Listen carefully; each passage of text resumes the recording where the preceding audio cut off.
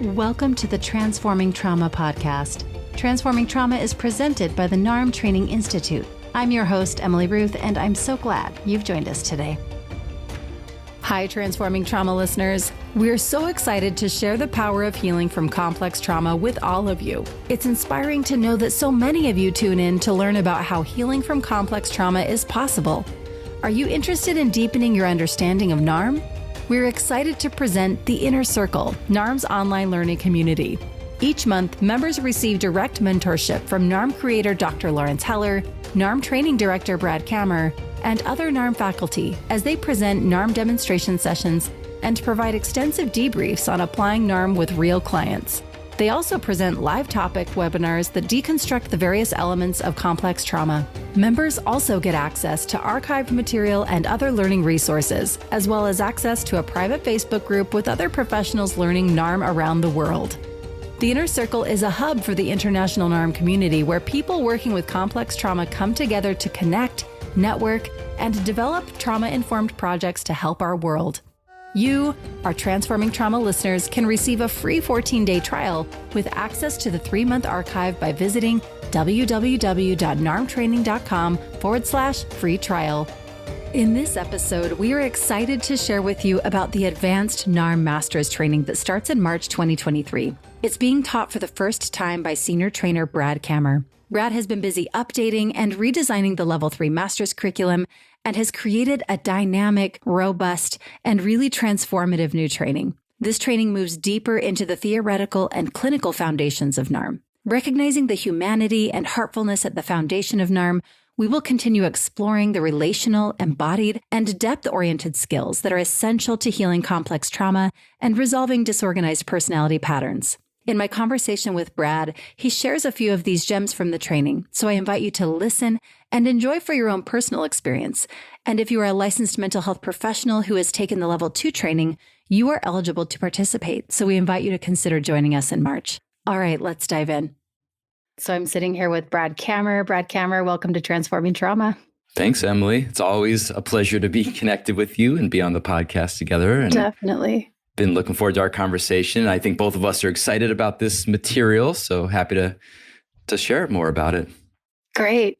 So we're talking today about the new Level 3 Master's Training. Brad, can you tell us a little bit about what that is and why it's like, why would the average listener want to hear this? Someone who's maybe not a clinician or, in the field? Great place to start. So yeah, we're kind of updating and evolving a training that we've actually already had available. And I'll talk more about that for people that are eligible for that. But for people that aren't eligible and they just want to hear more about what we do in our more advanced trainings, it can still be very useful. For example, a lot of the information in our book that we released last year is information that we go into deeper in Level 2 and Level 3 clinical trainings, but we tried to make this work accessible for anyone that's working in the trauma-informed field, and also just for anyone that's interested in their own healing and growth. We tried to make those exercises in the theory as accessible as possible. So I hope that you and I can not just talk about the topics that we're going to be going through in this new Level 3 Master's Therapist Training, but also giving listeners some feeling of the different topics and how that could support them in their own work or in the professional work they do. Okay. So I wondered if you could kind of start, this is out of my own curiosity, if that's okay, if I kind of start asking, what spurred the need to kind of update or develop this new Level 3 Master's Training? Well, that takes me to the beginning. So I was in Larry's first training in Los Angeles over 10 years ago now. And one of the things that was happening is Larry was articulating NARM for the first time. He had just released his book, the first book that him and Aline wrote together. And he was still evolving the work. For 40 years at that point in his career, he was putting these different ideas together. And it was a very exciting and somewhat kind of disorganizing training because he was still trying to get his legs under him. One of the things that happened throughout that training is that we realized very quickly that there's no way we could cover all this material in 1 year or even in 2 years, that this has so much depth to it that basically, like many of the psychoanalytic trainings, it might need 5 or 6 years of intensive study, which none of us have time for because we have busy lives and practices and families and financial challenges. And so there's no way that we could make this realistically into a 5 or 6 year intensive training program. There are some out there that are still like that, actually. So we started begging Larry basically to do another year and let's go to the next level of this. And so he agreed and he was excited, and we called it the master's level training. I was in the first master's level training as well. And it just went so much deeper into this material. And over the years, then Larry started teaching what was called the master's level training. And a few years back, people wanted more after the master's level training. And so we created a level 4 training, which is called the postmaster's training. And, we were getting to a place in the organization where Larry was ready to turn over teaching the master's level training to me. And I was feeling more ready to teach it. And this is just a really big thing for us because we're super grateful to have the NARM creator, who's part of this organization, of course, Larry Heller, who is someone that's open to letting this model breathe and evolve and have contributions from people as part of his faculty team that he trusts and has worked together for a long time. And not a lot of creators or founders are like that. And so I just want to put a big shout out to Larry for how grateful I am personally, and also him allowing this model to really evolve and breathe. So this has been a long time in the making, but it is a big event for our institute because, I've put together a whole set of manuals and curriculum and slides and updated some of Larry's exercises, added some of my own flavor to it. And I'm just really super excited. Again, grateful for Larry for trusting me and supporting me, and also just super excited to take this next step with all of you and you, Emily, and everyone else that will be part of the training with me. Well, Brad, I wondered if you could tell us first the title of the training and then maybe more about the intention of the training. Yeah. So the official title of the training is the Level 3 NARM Master Therapist Training. And the informal title, we call it, is the Transformative Process of Intersubjectivity. And I'll be explaining more about what intersubjectivity means. But I thought as part of the intention of the training, I'd like to read a quote that's from our website. It says, "When moving deeper into the intersubjective field, differences between biology, psychology, and spirituality become blurred. The integration of body, mind, and soul become the catalyst for a client's awakening to their authentic sense of self. On this level, the healing of complex trauma and personality patterns supports deepening connection between human beings. With NARM, we are learning what it means to support each other to become more fully human."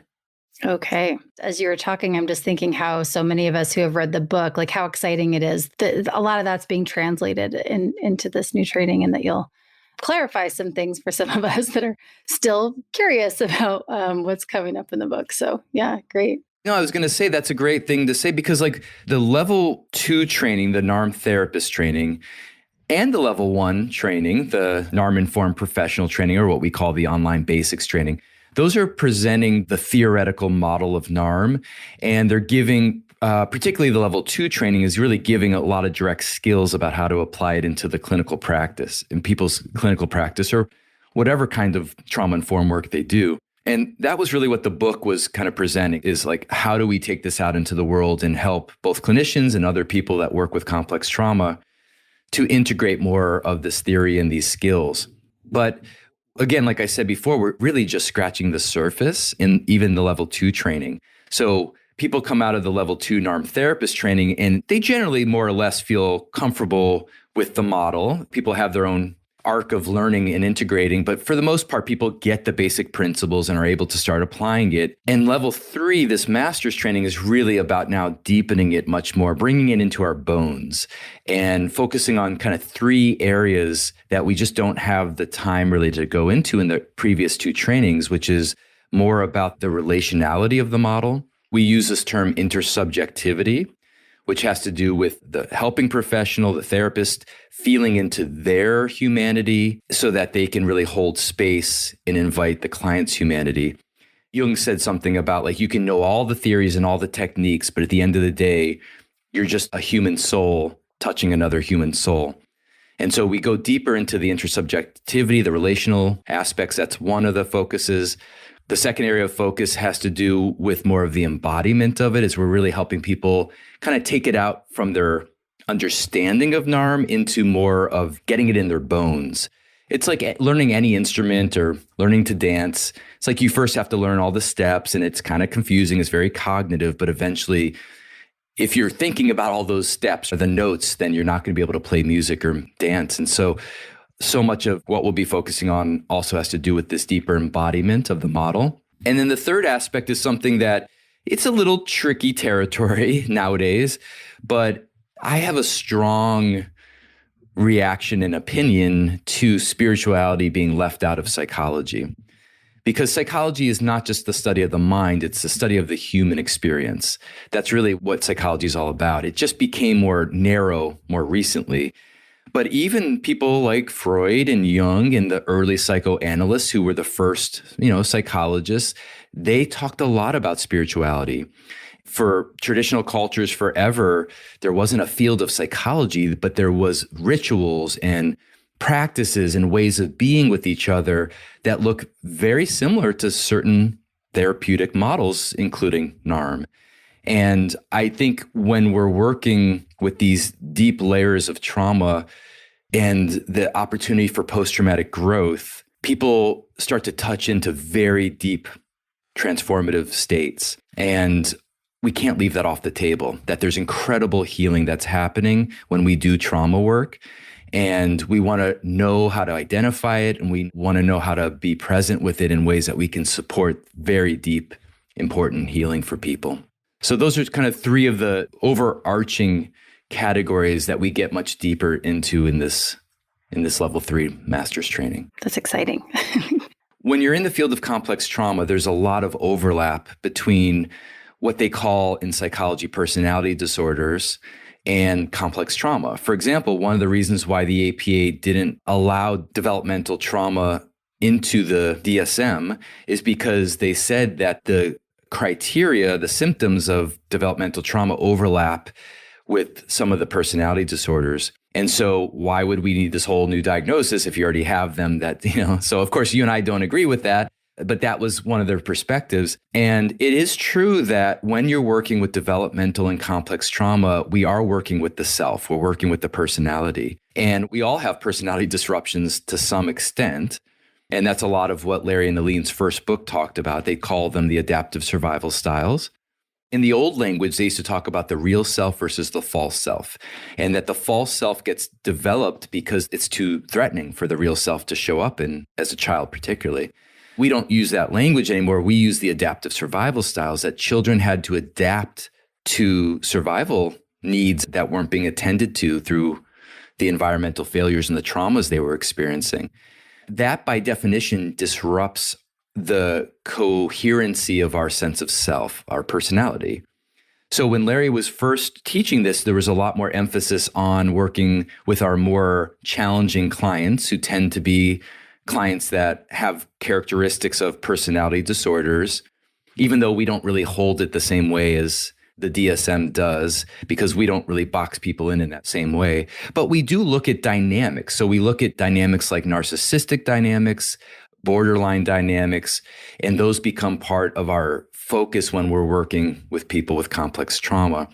And so one of the things that we've been evolving is we've kind of de-emphasized some of that focus that was very much on personality disorders. And we're now taking, well, in some ways it's a more broad perspective, but in some ways it's a much more narrow perspective. We're looking at some of the underlying dynamics in a much more nuanced way. And all of us, from our perspective, have, for example, narcissistic dynamics, just because that is a byproduct of developmental and complex trauma. And so we're going to look at narcissistic dynamics as they play out in terms of those three categories I mentioned before, the way that they impact our relationships, the way they impact being in our body and connected to our emotions, and the way that it disrupts connection to meaningfulness and purpose and our spiritual connection. Okay, I'm still a little confused. You said it's like broad, but it's also narrow. Well, I think the broad might make sense because those are really broad topics. The Okay. narrow is that we're getting much more nuanced in terms of the clinical skills. Oh, So, okay. for example, anyone that's read the book or been through our level 2 training, and even people that have been through our level 1 training, they've all been introduced to the 4 pillars of NARM. Now, it's very easy to think of those 4 pillars as like skills that I have to apply with a client. And on one level, that's true. But on a much deeper level, they're not skills that you apply to a client. They're ways of being in yourself that are supporting you to show up in more presence with your clients. And that's what we're doing in this level 3 training. We're taking those skills that you've learned and we're bringing it more into the present moment. We call it the phenomenological perspective of NARM, which is how do those skills or those interventions live in the relationship in the present moment? And that becomes very subtle and very nuanced. Okay, that's landing. That makes sense. Thank you for helping me with that a little bit. I wondered if you could dive in and give us a taste of what this training is about. I thought it might be fun to do a couple reflective exercises here. This isn't something we usually do on this podcast, but just to give people a flavor. We did a lot in the book. We gave so many different exercises in the most recent book.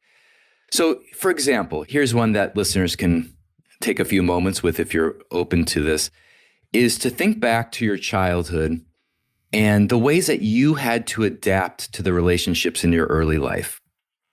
And often we develop certain patterns, relational patterns. For example, maybe you didn't end up trusting people, or maybe you needed to create distance from people, or maybe you needed to overwork to make sure that people knew that you were there to support them.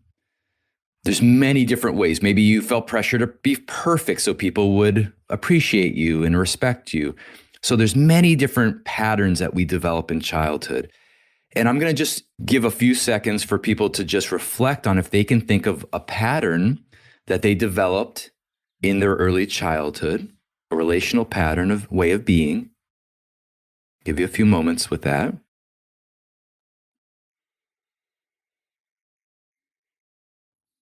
And now I'm going to invite you to see if you can see how this relational pattern from childhood might be playing out in the present relationships in your life.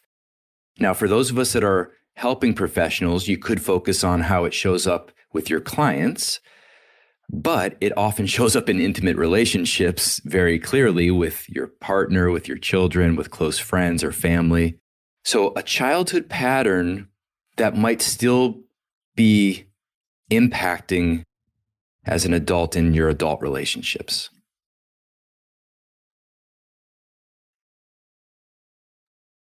And maybe we'll just take it one step further. That if you're able to see this relationship pattern that you've brought into your adult relationships, whether it's work relationships or intimate relationships, the last question I'll invite you to reflect on is, how do you notice that that relational pattern is impacting the people that you're in relationship with? Whether they're aware of it or not, they might not be aware of it, but do you have any sense of how that could be impacting people that you're in relationship with?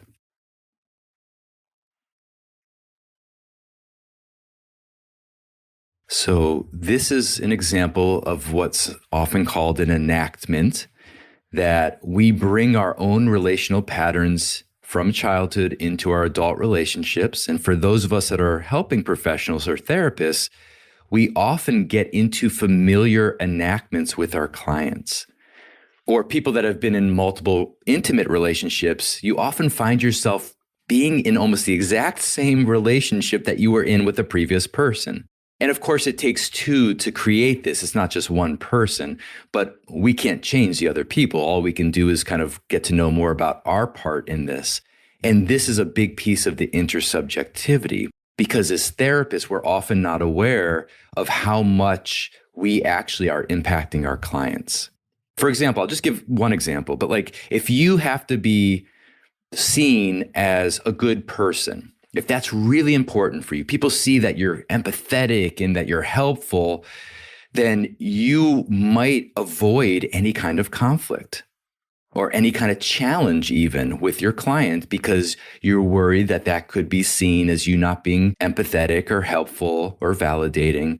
And therefore, you could actually be not supporting them to your greatest capacity, because you're now using a familiar relational pattern to avoid something that you may be unaware of.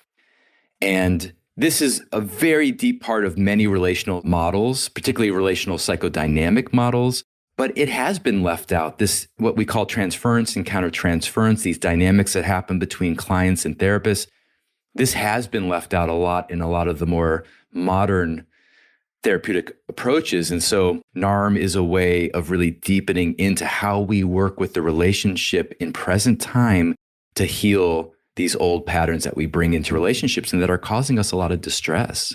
Okay, I appreciate that exercise. Is there another one that you wanted to share with us? Yeah, a lot of people are familiar with the 4 pillars because you've read the book or you've, watched our videos or been in our trainings. And the first pillar is about what we call clarifying the therapeutic contract or clarifying the intention. It's really a way of inviting our clients, when we're working professionally with our clients, to start the sessions by really bringing their energy into the room. What is it that they are most wanting, and how can we support them with that? And if we don't know that, then it's going to be difficult to help them, because think about it being a waiter in a restaurant. They come in and you ask them what they like and they don't tell you. You don't know what food to bring, so you can't do your job because you can't bring the food that's going to support them to satisfy their hunger. And it's the same in therapy, or in many helping professions. People are coming to us to work with us, and it's often very difficult for many clients to really connect to what it is that they most want for themselves. And so I thought maybe what we could do is just a little short reflective exercise around intentionality and thinking about how difficult it is for us. Maybe that's a good starting point. How difficult it is for us when we're in a relationship trying to really clarify what we want for ourselves. The more intimate the relationship, the harder it generally is. So if you want to think about your intimate partner, your family, your kids, thinking about if you can highlight maybe a challenging situation that you're in with one of these people, and then thinking to yourself and inviting yourself to reflect on what is it that you most want. It may not be realistic. But what would you most want for yourself in this relationship or in this situation?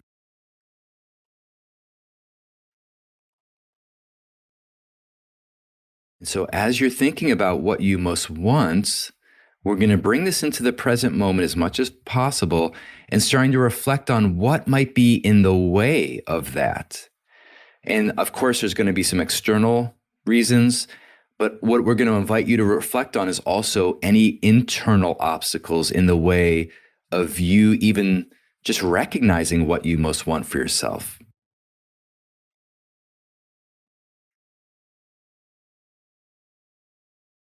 And the last piece of this exercise is also I'm going to invite you to take a few moments, if you're open to this, to just notice what you feel internally as you're reflecting on your intention in this relationship. And specifically, what you start to feel, if anything, in your heart area. As you reflect on your intention for yourself, if you're open to checking in and seeing what you feel internally, and specifically what you might be feeling, if anything, in your heart area.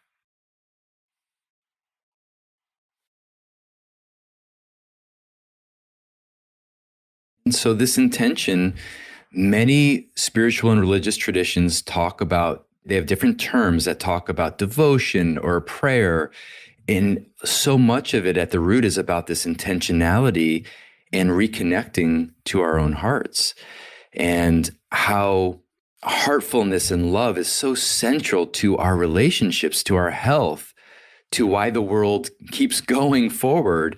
And unfortunately, tragically, developmental and complex trauma disconnects us from our hearts. It makes us feel like objects instead of subjects. And we lose access to these things, these feelings that feel most alive and create most meaning for us. As you were guiding us through that exercise, I just was thinking back to when I was sitting in the level 2 training, and that question, like how it just felt so big, and I felt kind of overwhelmed by it, to be honest. But then kind of as you continue talking about how that's information too, like when we recognize that there's a disconnect and that there's something in the way of that's information as well. And I felt sort of held by that, like, okay, well, there's a starting place here. It's not like, so anyway, I just kind of, that came to my mind as I was walking through that. No, thank you for adding that. That feels very humanizing to recognize that there's not one right way to do it. And if you have trouble connecting in these different ways, even to these exercises, that's part of it too. Like you said, that's just learning for it too. And in NARM, you know this, but we're not pushing for different states or different feelings or different experiences. In fact, we're kind of doing the opposite. We are trusting that as people are able to relate to themselves and feel a different kind of internal support, they will start to connect on much deeper levels. So it's not us as the helping professional making it happen. It's us just kind of creating a certain kind of conditions for the client or the person we're working with to connect back in ways that they are designed to do so.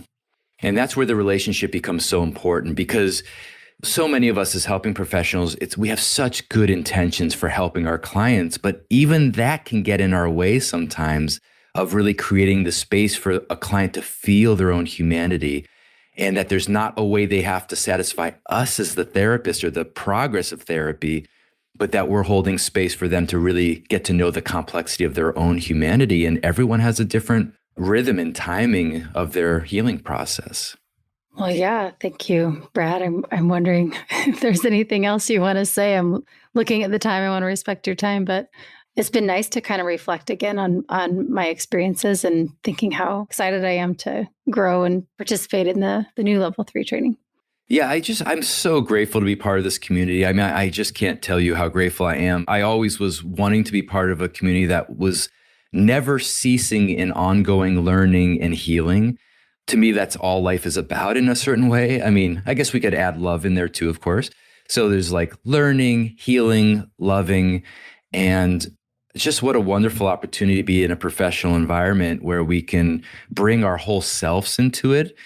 And we don't have to leave ourselves at the door when we go to work with our clients. And of course, there's appropriate and professional ways to show up, but that we can stay connected to ourselves in our deepest our humanity. And that goes back to the Jung quote, is that at the end of the day, we're just two human souls in relationship to each other. And in the trainings, a bunch of human souls coming together to share experiences. And I'm just grateful for everyone that's part of our community and our learning. And also just even if you're listening and just trying to learn about your own complex trauma and different healing possibilities, we're excited to share all these ideas, and hopefully this will support you in your process too. Well, thank you for taking the time and sharing with us about this training. And for anyone, as Brad said, whether you're a clinician or not, there's a lot to glean from what he's sharing here. So thank you, Brad. Thanks so much. I'm glad to be here, and I look forward to studying this together on a deeper level with you soon. Great. Thanks so much for joining us for today's episode. To find more about our guest and their work, check the show notes or visit us at narmtraining.com/transformingtrauma.